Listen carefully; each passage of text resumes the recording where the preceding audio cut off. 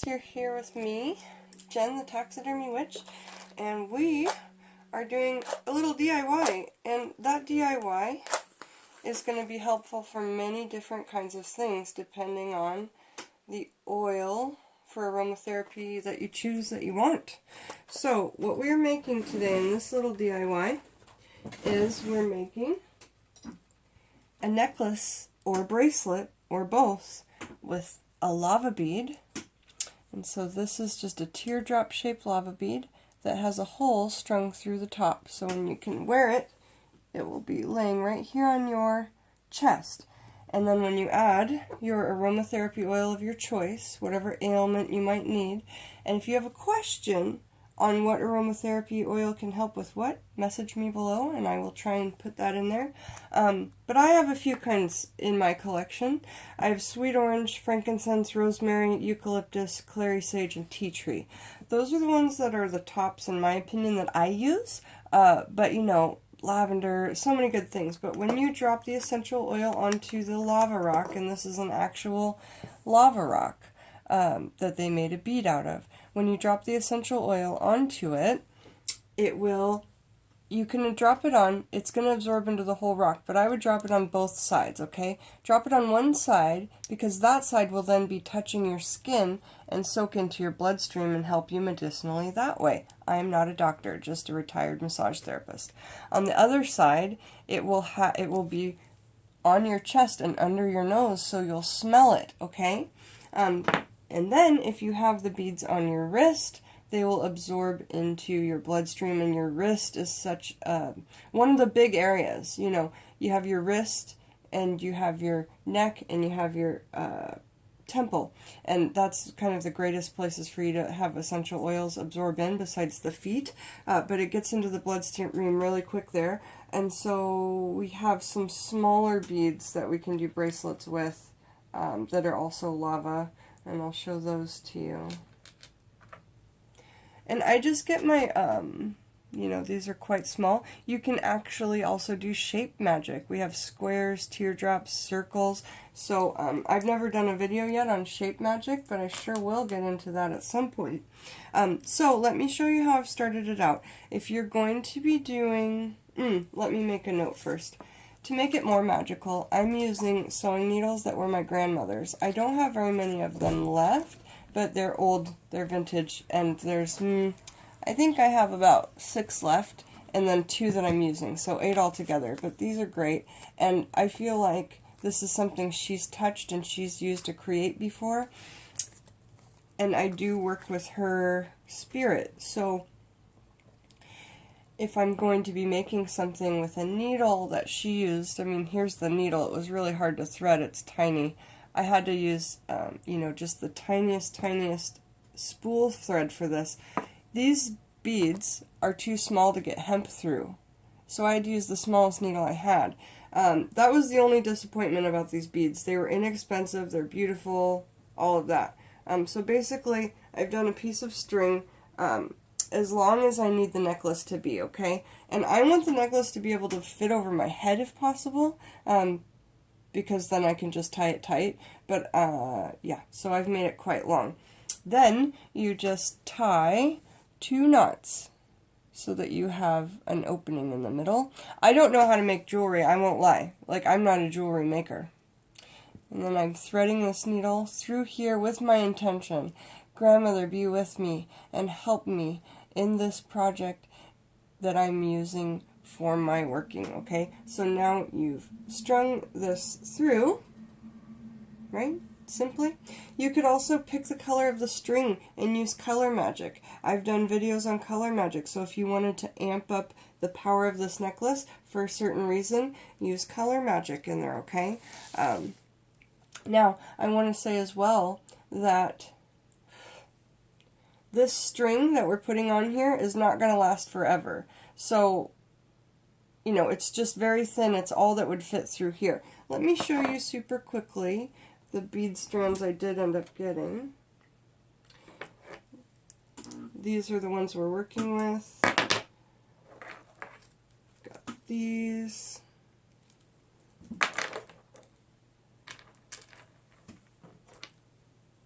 These.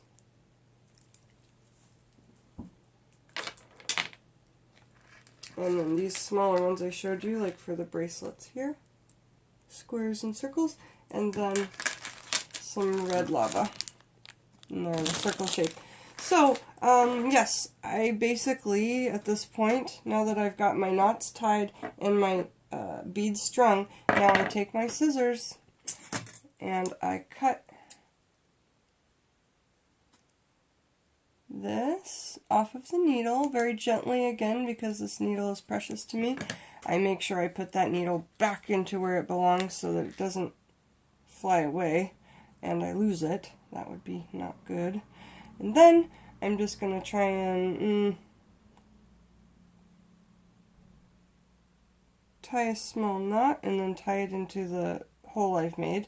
And if this doesn't slip over my head, then I'll just know to make it longer. But I thought that I had made it long enough. So, you know, maybe I didn't. If I didn't, I can give it to my daughter. It will certainly fit over her head.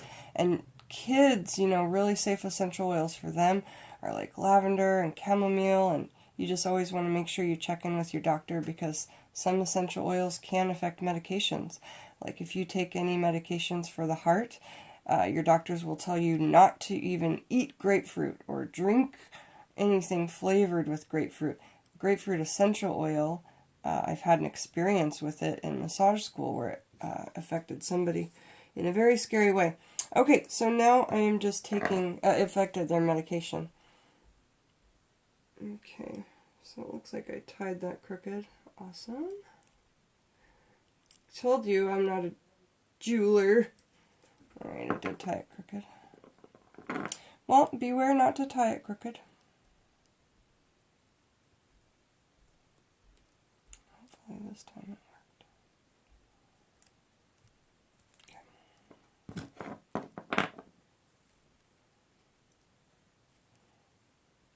Alright, so we've got our necklace and we've got the two sides ready. I'm just going to go ahead and do a knot all together and then cut off the ends that look like, you know, a bit muddled or blurry and bad. I gotta say, I've got a lot of knots here and I made too many. All those 2 knots I made at the end and the beginning, you don't need them. I was going to try and do some sort of slip knot or something, but yeah, that didn't end up working. Okay. Alright, so basically, it's definitely too short for me to put over my dreads and my hair, but I've got an excellent children's size necklace here. If you can take a look at that. And all you do is you open up your bottle of essential oil, whatever you choose. Sweet orange, any citrus is a really great one for a child. And you can just do those drops right under the top. For a child, I just do 1 drop at a time. And it will absorb, but see how it's just sitting there? It takes time, so I like to just rub it into the lava.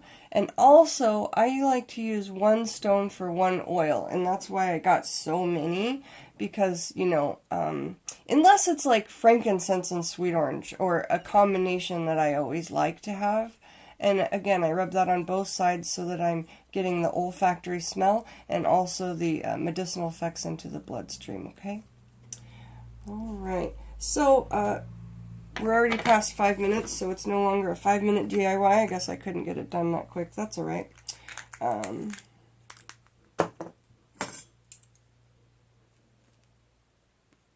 Let's get on to the bracelet.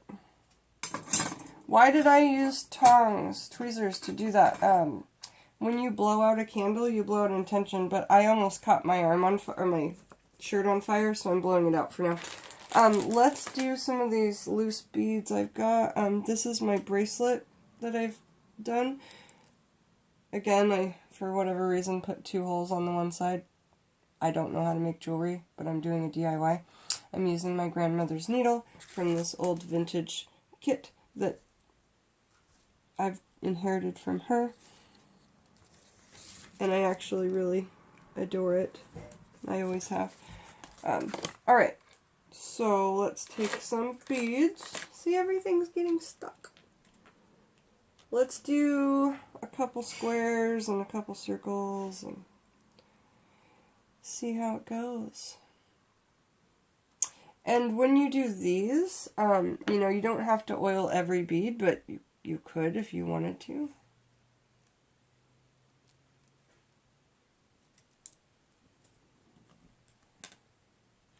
So just, you know, adding the beads in any fashion you want. You could do some number magic here where you put, you know, your patterns with your favorite numbers, your special numbers for magic. A lot of people like 3 or 7 or 9 or 13. Those are all very popular numbers. 11, also very popular. I'm just going with my intuition. It's actually not going to be a pattern at all. I'm just going to go ahead and see how they end up getting on here, you know. But these beads are cool looking. Everybody tends to compliment on them and ask what they are. And that's a great opportunity for you to teach more people in your life and in your family about what you're doing. You know, when your family members ask, oh, what's that bracelet? You can tell them. And it doesn't sound witchy at all. It doesn't sound like witchcraft, you know. But it is. And that's how we can slowly enlighten people or slowly tell people about what we're doing, and then the day we really tell them everything that is going on if they ask, or if you want to be free with that, then you can say, well, you know, remember that project you really liked of mine, the aromatherapy bracelet with the lava rocks? And they say, yeah. And you say, well, that was witchcraft. And they say, what? That's so cool, you know. And it really kind of helps educate people on that kind of thing. So I think it's nice to do that. I think it's nice to feel like we can be ourselves and also educate people who don't know. If for nothing else, you know, the fact that I do videos on herbalism, I've gotten a lot of people turned onto my channel that had no idea witchcraft was a real thing. And that's exactly where I was when I found it. I liked the idea, but I didn't know it was real. I thought it was fiction. So remember that most people think it is just a fiction, like, well, you know, like, I don't want to say something and then be wrong. A fiction like a 10-headed horse or something. That's something I've never heard of, a 10-headed horse. So yeah, I mean, a lot of people just think it's not something that truly exists. So when we're able to kind of educate them and let them know that it's something we all can do, and it's a power that we all harness, it's whether we tap into it or not, you know. And when I figured that out, it was the best time of my life. And what I'm sitting here doing right now and every day and being so thankful and so grateful wouldn't have happened without that. So I kind of tell people it like that, and then, you know, they're like, they want to cry instead of being like, that's of the devil, or whatever people say. People tend to say a lot of wild things, don't they?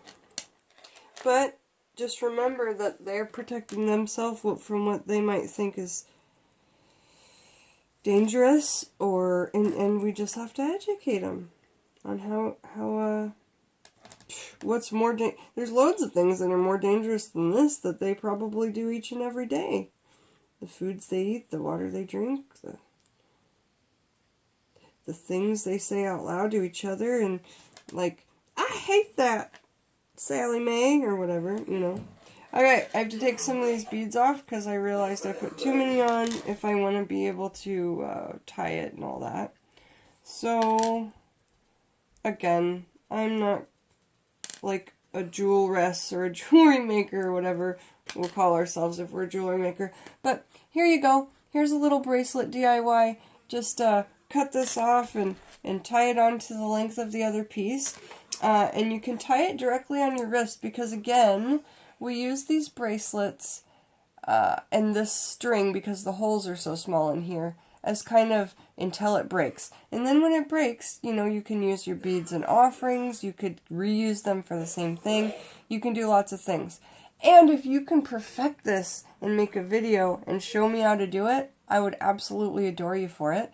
I know a lot of my friends out there are jewelry makers, so thank you for joining me, Jen, the Taxidermy Witch, while we made some beautiful beaded lava bracelets and used some gorgeous aromatherapy to help us both magically and medicinally for this gorgeous DIY.